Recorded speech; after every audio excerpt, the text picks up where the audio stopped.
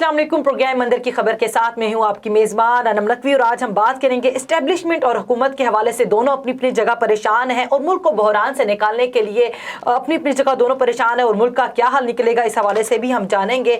और जो है हुकूमत अगर देखें तो वो पंजाब की तरफ से भी परेशान नज़र आ रही है क्योंकि पंजाब में फ़िलहाल गवर्नर का जो मसला है वो भी अरूज पर है। और अगर मुल्क को देखें तो मुल्क में सियासी पारा भी हाई है और दूसरी तरफ देखें तो इमरान खान के जलसे जुलूस भी जारी हैं और इस्लामाबाद की तरफ उनका लॉन्ग मार्च भी जल्द आने को करीब है। लेकिन फिलहाल जो है उसकी तारीख तय नहीं हुई। मुल्क की जो मैशियत है वो अभी तक जो है कंट्रोल में नहीं आ रही। हुकूमत नाकाम नज़र आ रही है, मसाइल हल करने में फ़िलहाल कामयाब नहीं हो सकी। तो इस हवाले से भी बात करेंगे और बात करेंगे कि जो वज़ीर ख़ारजा बिलावल भुट्टो ने बयान दिया है कि उनको साबका हुकूमत की तरफ से ये एक मैसेज पैगाम या धमकी अमेज़ जो है कॉल आई है कि आप जल्द से जल्द इलेक्शन कराएं, नहीं तो मार्शल लॉ की तरफ हम लोग लेके जाएंगे मुल्क को। तो इस पर भी बात करेंगे और अंदर की खबर क्या है वो भी हम लाला जी से जानेंगे। और इसी पर बात करने के लिए आज हमारे साथ मौजूद हैं सीनियर सहाफ़ी भी हैं, सीनियर तज्ज़ियाकार भी हैं, ब्यूरो चीफ हैं अजीम सदीकी साहब। सबसे पहले अपने मेहमान को खुशामदीद कहेंगे अपने प्रोग्राम में। लाला जी आपको खुशामदीद कहते हैं अपने प्रोग्राम में।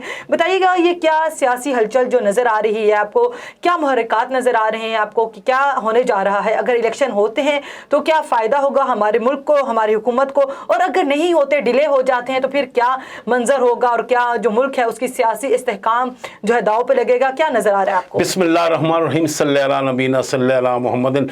अनम काफ़ी तफसीली आपने वो दिया है। इस वक्त तो नाजरीन मैं एक बात आपको बताऊं कि इस वक्त जो सूरत हाल देखी जा रही है अब तो रोजाना की बुनियाद पे, बल्कि मैं कहूंगा कि हर 15-20 मिनट बाद, आधे घंटे बाद सूरत हाल तब्दील भी हो रही है, लम्हों में तब्दील हो रही है। पहले ऐसा नहीं हुआ करता था और इसी वजह से इस वक्त स्टॉक मार्केट की पोजीशन जो आप देख रहे हैं बदकिस्मती से मैं तो इसके मुतल्लिक कहूंगा कि मुहिब्बे वतन पाकिस्तान की हैसियत में कि इन्ना लिल्लाहि व इन्ना इलैहि राजिऊन कि स्टॉक एक्सचेंज बहुत नीचे जा रही है। हालांकि जिस दिन मियां शहबाज शरीफ ने वजारत उज़्मा का मनसब संभाला था अनम, उस वक्त यह था कि स्टॉक मार्केट भी बहुत अच्छी चली गई थी, तकरीबन 1400 पॉइंट के करीब चली गई थी और डॉलर भी 5-6 रुपए नीचे आ गया था। लेकिन पहले से बदतरीन पोजीशन हो गई और हर पाकिस्तानी तशवीश में मुब्तला है कि अल्लाह ये क्या होगा इस वतन अजीज के साथ। IMF के मामला देखें, डॉलर का उतार चढ़ाव देखें, उसके अलावा स्टॉक मार्केट को देखें कि किस किस्म की गिरावट नीचे आ रही है। महंगाई रोजाना की बुनियादों पे बढ़ रही है। लींबू रमजान से जो 2 रोज पहले 100 रुपए और 150 रुपए था, आज 1100 और 1000 रुपए। कोई ऐसी चीज नहीं है कि उसके बगैर आप जिंदा नहीं रह सकते। लेकिन फिर भी अगर देखा जाए तो अशियाए खुर्द-ओ-नोश इस वक्त बहुत ही तेजी से रोजाना की बुनियादों पे इस बढ़ रही हैं कीमतें। तो इस वक्त जो जिस तरह शेख रशीद ने चंद दिन पहले एक टीवी इंटरव्यू में ये कहा था कि हमारा ऐसा कोई कारनामा नहीं था कि अगर वक्त पे इलेक्शन होता तो हम वो अवाम में लेके जाते कि हमने अवाम की खिदमत की या अवाम को रिलीफ दिया है। उन्होंने अनम ये कहा था कि हमारे लिए बेहतरी हुई कि हम इख्तिसार से अलग हो गए और हमारी मकबूलियत का ग्राफ जो पहले नीचे था अब बहुत तेजी से ऊपर गया। तो इस वक्त अवाम खुसूसी तौर पे बड़े अच्छे जो बाखबर लोग हैं जी, वो ये सोच रहे हैं कि क्या किसी मुनज़्ज़म मनसूबाबंदी के तहत तो इमरानिया सरकार को चलता नहीं किया गया कि उनकी मकबूलियत ख़त्म हो चुकी थी और उन्हें 2/3 अक्सरियत दिलानी है, उन्हें घर भिजवाया गया है। और इस वक्त अगर देखा जाए गुज़श्ता 10-12 रोज़ में जिस किस्म के जलसे जुलूस, जिस किस्म की रैलियां किए हैं इमरान खान ने, यकीनन मैं उनका जो सियासी मौक़िफ़ है, उनका जो सियासी वो कह सकते हैं कि उनका जो सियासी नजरिया या किबला है, मैं उससे इत्तेफाक नहीं रखता। लेकिन मैं ये कहने पे मजबूर हूं कि इमरान खान इस वक्त मकबूलियत की बुलंदियों पे है। इमरान खान का सियासी बयानिया पहले तो वोट को इज्जत दो वाला था मियां नवाज शरीफ का, लेकिन इस वक्त जो बैरूनी मुदाखलत के हवाले से इमरान खान का जो नजरिया है तो कामयाब हो गया। معذرت چاہتا ہوں سوری. تو اس میں نظریہ جو ہے نا کہ الیکشن کرواؤ, تو الیکشن کرواؤ کے حوالے سے عمران خان کا جو بیانیہ ہے نوجوانوں میں بلکہ ہر طبقہ فکر میں اور جو ریٹائرڈ بیوروکریٹس ہیں ان میں بھی مقبولیت پکڑ رہا ہے.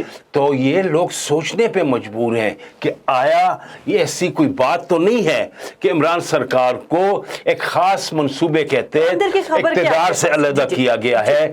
تو اندر کی بات یہی کہی جا رہی ہے کہ کیا کسی منظم منصوبہ بندی کے تحت عمران خان کو دوبارہ مقبولیت دلا کے 2/3 اکثریت کا کوئی منصوبہ تو نہیں ہے کہ انہیں اقتدار میں لانے کے لیے, اس لیے کہ شہباز حکومت ایسا کوئی ایک وعدہ بھی ابھی تک پایا تکمیل تک نہیں پہنچا سکی. ہفتے کے روز کی چھٹی انہوں نے ختم کی ہے جس سے سرکاری ملازمین میں بھی تشویش مبتلا ہے. مہنگائی پہلے سے زیادہ بڑھ چکی ہے.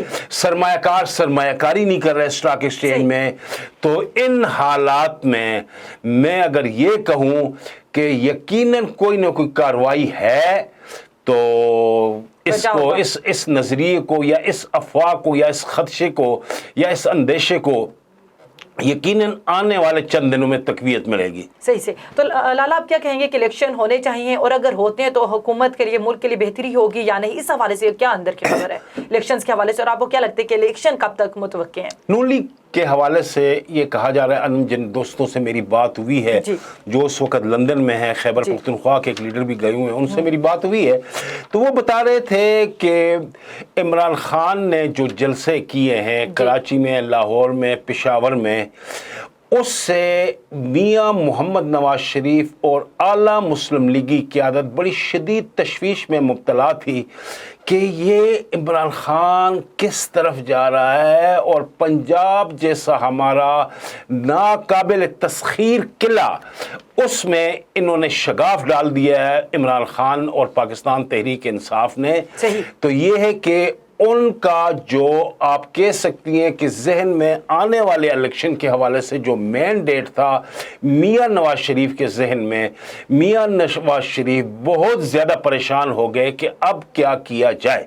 تو اس وجہ سے گزشتہ 4 روز سے اعلیٰ مسلم لیگی قیادت وہاں بیٹھی ہے, اور ملک جس کو وزیر اعظم کی ضرورت تھی, سینئر وزراء کی ضرورت تھی, وہ لندن میں آپ کہہ سکتے ہیں کہ ٹھنڈے موسم کے مزے اڑا رہے ہیں.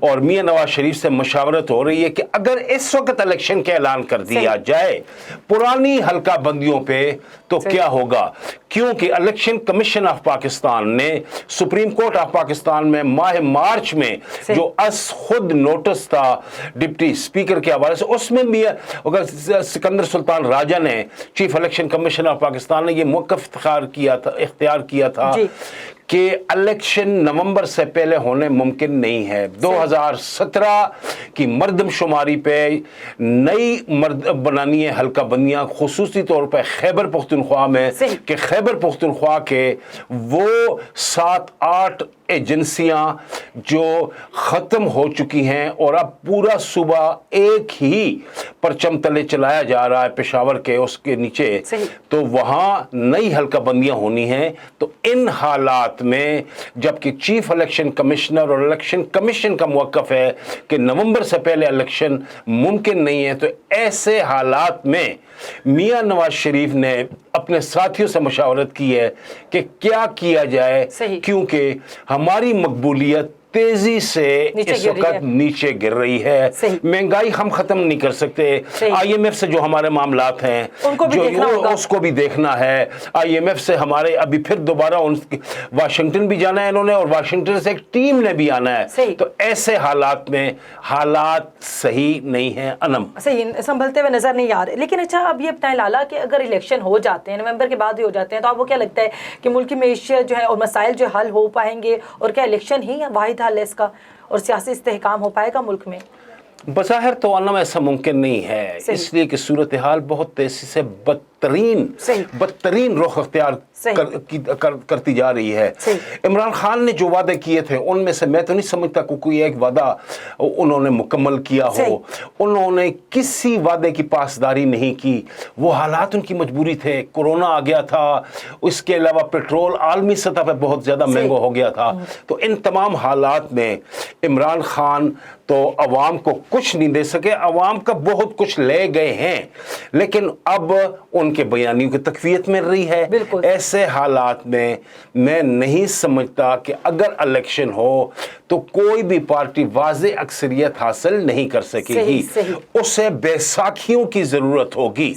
तो बैसाखियाँ ख्वाह बलूचिस्तान हो, सिंध हो, पंजाब हो, सराइकी इलाका हो पंजाब का, या खैबर पख्तूनख्वा हो, तो इन तमाम इलाकों से बैसाखियों वाले आ जाया करते हैं, यानी आज़ाद उम्मीदवार या छोटी पार्टियां जो हैं, जिस तरह MQM थी, उसने 3.25 साल बैसाखियां फराहम की रखी खान को, और उसके अलावा पाकिस्तान मुस्लिम लीग काफ थी जी, BNM थी, तो बाप थी, और बाप ने भी सबका बाप बन के दिखाया है। तो ऐसे हालात में मैं नहीं समझता कि आने वाली हुकूमत भी मुस्तहकम होगी और अपनी मर्जी से कोई फैसला नहीं कर सकेगी। तो एस्टेब्लिशमेंट का क्या किरदार नजर आ रहा है आपको, बताइए। एस्टेब्लिशमेंट का किरदार 1947 से अब तक अहम तरीन है।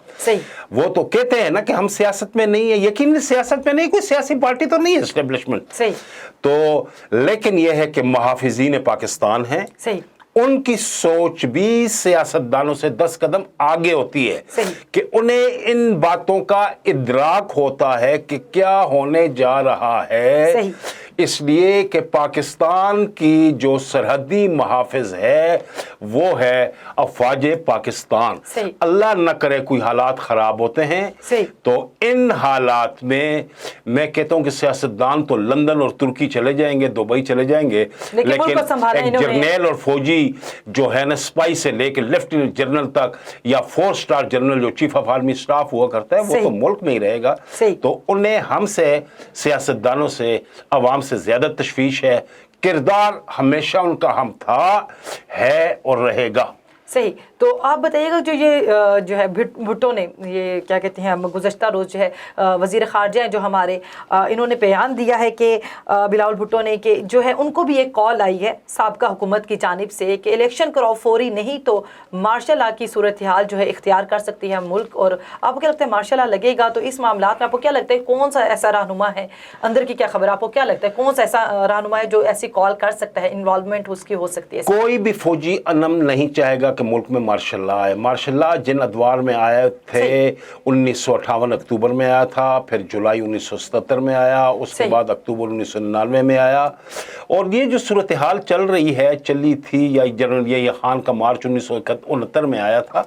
4 मार्शल लॉ आए हैं, उनके सबका दौरानिया बहुत ही तवील था, खुसूसी तौर पे जनरल अयूब खान का दौरानिया वो तवील था, उसके बाद ज़िया-उल हक का था, 2 साल रहा है टोटल, 1969 से 1971 सकूते ढाका या सकूते मशरक़ी पाकिस्तान था जनरल यही खान का, और ज़िया-उल हक का स्याह तरीन दौर भी 11 सालों पे मुहित रहा है। तो इन हालात में मैं नहीं समझता कि मार्शल लॉ को सुप्रीम कोर्ट ऑफ पाकिस्तान नजरिए ज़रूरत के तहत इजाज़त देगी, कभी भी ऐसा नहीं हो सकेगा। लेकिन यह है कि कोई भी फौजी मीन जर्नल इस पोजीशन में नहीं है कि वो कहे कि मैं आज इक्तिदार पे काबज अगर होता हूं, अल्लाह न करे ऐसा हो, और न कोई सोच सकता है इस वक्त जर्नल कि इक्तिदार पे अगर फौज आ जाती है तो वो हालात को दुरुस्त कर, लेकिन नहीं कर सकते। हालात को यही सिविलियन लोग ठीक करेंगे। इसलिए कि 1971 के बाद भी यही पोजीशन हुई थी कि 1971 के बाद जब शहीद जुल्फ़िकार अली भुट्टो ने मसनद इक़्तिदार संभाला था, तो सूरत हाल को बेहतर किया था, कौम को हौसला दिखाया दिया था, इसलिए कि हौसला खो चुकी थी फोर्सेस भी और कौम भी। 1971 में जब 16 दिसंबर को जनरल नियाज़ी ने हथियार डाले थे, लेकिन उसके बाद जो सूरत हाल हुई, تو اسے ذوالفقار علی بھٹو کی سولین حکومت نے سنبھال دیا. اس کے بعد ضیاء الحق کا طیارہ جب تباہ ہوا حالات بہت خراب تھے, لیکن الیکشن ہوئے, محترمہ بینظیر بھٹو آئیں, انہوں نے حالات کو سنبھالا دیا. کہنے کا مقصد صرف اور صرف یہی ہے کہ مارشل لا کا کوئی امکان نہیں ہے, اور نہ ہمارے جرنیل یہ سوچ رکھتے ہیں. وہ کہتے ہیں کہ ہمارا اب سیاست سے قطعاً کسی قسم کا تعلق نہیں ہے. تو ان حالات میں کہ جب افواج پاکستان سیاست سے لا تعلق ہو چکی ہیں تو یہ باب بند ہو چکا ہے. اور یہ آئی ایس پی آر نے یہ سوچ بھی قوم کو دی, آئی ایس پی آر نے اس کا واضح اعلان بھی کیا ہے, لیکن بلاول بھٹو کو جو پیغام دیا گیا تھا افواج پاکستان کے اس واضح موقف سے پہلے دیا گیا تھا.